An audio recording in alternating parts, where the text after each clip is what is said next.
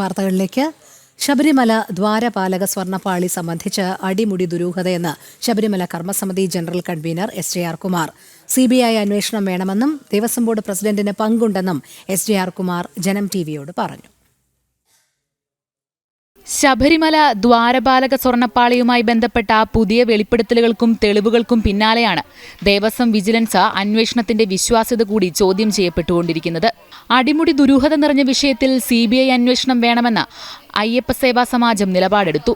സമഗ്രമായ അന്വേഷണത്തിന് കേന്ദ്ര ഏജൻസി വന്നേ മതിയാകൂവെന്ന് ശബരിമല കർമ്മസമിതി ജനറൽ കൺവീനറും അയ്യപ്പ സേവാ സമാജം ദേശീയ ചെയർമാനുമായ SJR കുമാർ പറഞ്ഞു.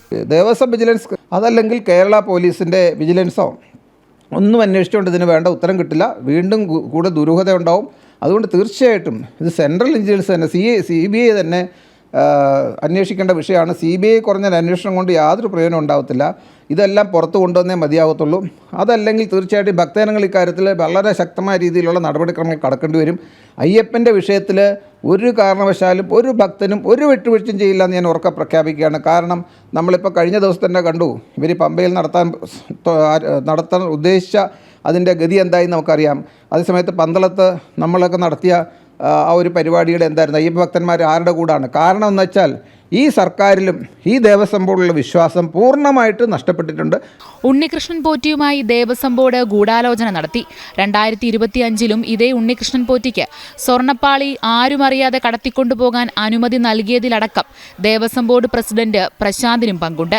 നിലവിലെ ദേവസ്വം ബോർഡ് പ്രസിഡന്റിനെയും ഭാരവാഹികളെയും മാറ്റി നിർത്തി അന്വേഷിക്കണമെന്നും SJR കുമാർ ആവശ്യപ്പെട്ടു. ശബരിമല കേന്ദ്രീകരിച്ചുള്ള അധാർമിക പ്രവൃത്തികൾക്കെതിരെ അയ്യപ്പ വിശ്വാസികൾ സംഘടിക്കുമെന്നും ഹൈക്കോടതിയെ സമീപിച്ച് നിയമ നടപടി സ്വീകരിക്കുമെന്നും അദ്ദേഹം കൂട്ടിച്ചേർത്തു. പ്രസിഡന്റ് നുണ പറയാന്നുള്ളത് ഇന്ന് വളരെയധികം വ്യക്തമായിട്ടുണ്ട്.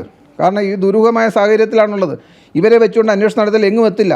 അതുപോലെ തന്നെ ഈ ദേവസ്വത്തിൽ ഈ പറഞ്ഞ തിരുവാഭരണ കമ്മീഷണർ തുടങ്ങിയ ആരൊക്കെയാണോ ഇതുമായിട്ട് ബന്ധപ്പെട്ട് അവരെല്ലാം അന്വേഷണമായിട്ട് മാറ്റി നിർത്തിക്കൊണ്ട് മാത്രം ഇത് ഈ CBI അന്വേഷണം നടത്താൻ പാടുള്ളൂ.